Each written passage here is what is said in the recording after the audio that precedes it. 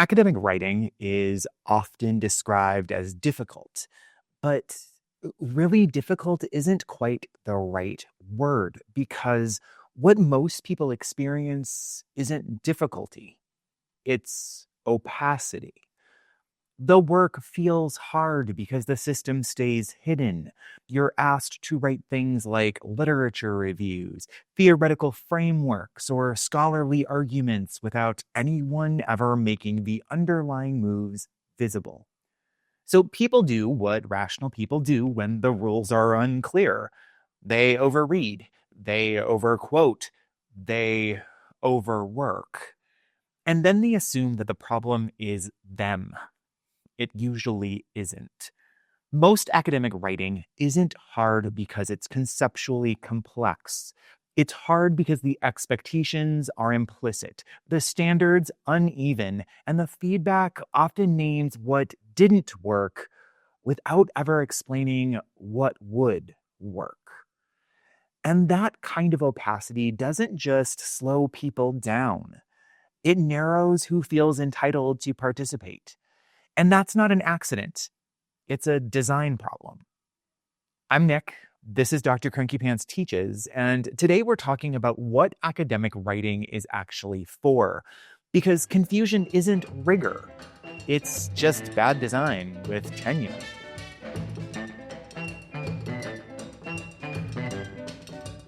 One of the reasons I love teaching academic writing is that, in many ways, it has a lot in common with teaching first graders how to read, which is really how I started my educational career. And this isn't because doctoral students are beginners, but because in both cases, the real work is the same. You are bringing people into a set of practices and finally making visible the moves everyone else pretends are obvious. When reading and writing fail, it's rarely because people aren't smart enough. They fail because the system stays hidden. And once you see that, a lot of academic misery starts to make more sense. Most people are taught to treat academic writing, and especially the literature review, as an endurance test. Read enough articles. Prove you've suffered. Demonstrate that you can survive the archive. And if you do that long enough, the thinking is supposed to magically appear. It usually doesn't. What that approach produces are documents that are careful, thorough, and quietly beside the point. They summarize everything and decide nothing. And I want to be very clear about something. The literature review is not an obstacle you clear on your way to the real work. It is the real work, but not in the way you've probably been taught to do it, because a literature review is a thinking tool. And that sentence right there does a lot of work. Scholars read because they are trying to decide something. What problem is actually worth attention? What explanations hold up? What ideas travel well and which ones collapse the moment they meet real classrooms, real institutions, and real people? If you're not deciding anything, you're not doing scholarship. You're just collecting paper. And that distinction matters because collecting paper looks productive. It feels responsible, and it is very easy to mistake it for rigor. But scholarship is not about how much you read. It's about what you do with what you read. And this is where academic writing often goes sideways. People are rewarded for coverage instead of judgment, for inclusion instead of evaluation, for sounding academic instead of making an argument that actually does something. And that's not a personal failing. It's a training problem. And once you start to see the literature review as a thinking tool, the job, it changes. You are no longer trying to show that you have read everything. You are trying to show how you are thinking with what you have read. And that means deciding what matters and what doesn't.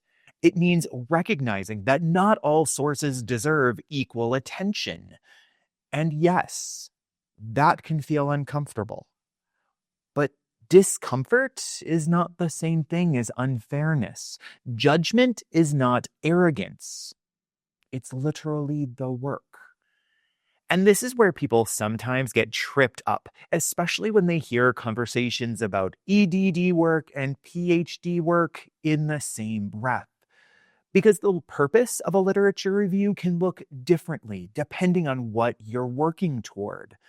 If you are writing as part of an EDD or other professional doctorate, the literature review is usually oriented toward action. You are using research to clarify a real-world problem that already exists. You want to understand what has already been tried, to identify what is plausible within your particular setting, and to justify why a particular course of action makes sense given the constraints you face. The review is helping you decide what to do. If you are writing as part of a PhD or other research-focused pathway, the purpose is going to shift. Here, the literature review is helping you decide how to think within a field. You are positioning yourself in an ongoing scholarly conversation while also engaging with theory, not just citing it. You are making choices about which frameworks you are extending, complicating, or pushing against.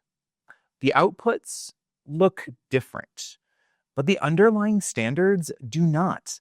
In both cases, the work requires judgment, not just coverage, not just summary. You still have to decide what matters, what holds up, and what you are actually claiming.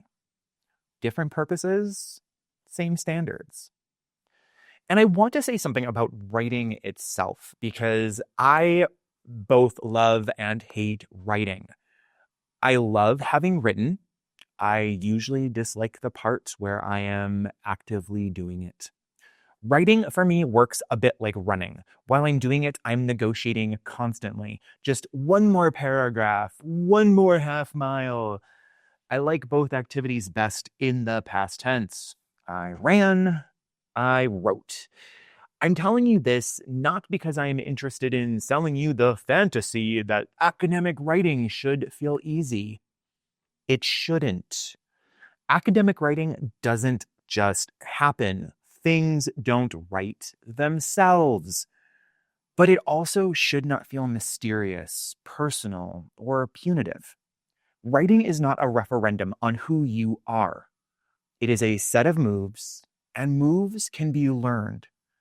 Once you stop treating writing as a test of worth and start treating it as learned labor, something important shifts.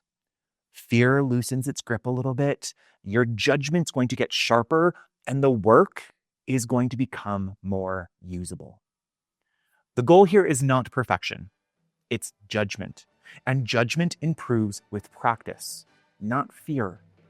If you can get to the point where you can read research and say, here's what this means, here's what it doesn't mean, and here's what we can reasonably do with it, you are doing real scholarly work. That's harder than summarizing, but it's also much more useful. And it's what academic writing is actually for. So, if this video means something clearer, that matters. I want to remind you that confusion isn't a failure. It's usually just a signal that the system hasn't been explained yet. I appreciate you. I'll see you in the next one.